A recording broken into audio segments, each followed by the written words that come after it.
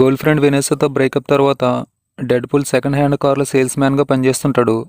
Time variance అథారిటీలో ఒక ప్రాంత అధికారి పారాడాక్స్ టీం తనని ఎత్తుకెళ్లి ఎర్త్ 616లో జాయిన్ అవ్వమంటారు. డెడ్పూల్ పారాడాక్స్ నుంచి టెంపాడ్ దొంగిలించి మల్టీవర్స్కి వెళ్ళి లోగన్ వేరియంట్ని సేవ్ చేయాలని ప్రయత్నిస్తాడు. ఈ ప్రాసెస్లో లోగన్తో కలిసి డెడ్పూల్ ఏం చేశాడు, మల్టీవర్స్లో ఇద్దరు ఎలాంటి సాహసాలు చేశారు, కసాండ్రాని ఎలా ఎదుర్కొన్నారనేది మిగతా స్టోరీ. ప్రీవియస్ మార్వెల్ స్టోరీస్ చూస్తేనే ఇది బాగా కనెక్ట్ అవుతుంది.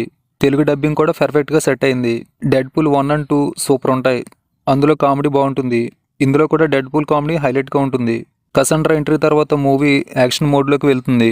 ప్రీవియస్ మార్వెల్ సిరీస్లతో పోలిస్తే ఇందులో స్టోరీ, గ్రాఫిక్ వర్క్ స్టాండర్డ్స్ తగ్గాయి. స్టోరీ మైనస్ అయింది. తెలుగు మూవీస్లో పాపులర్ డైలాగ్స్ని కొన్నింటిని ఇందులో వాడారు. ఈ మూవీ రన్ టైం 2 hours ఉంది.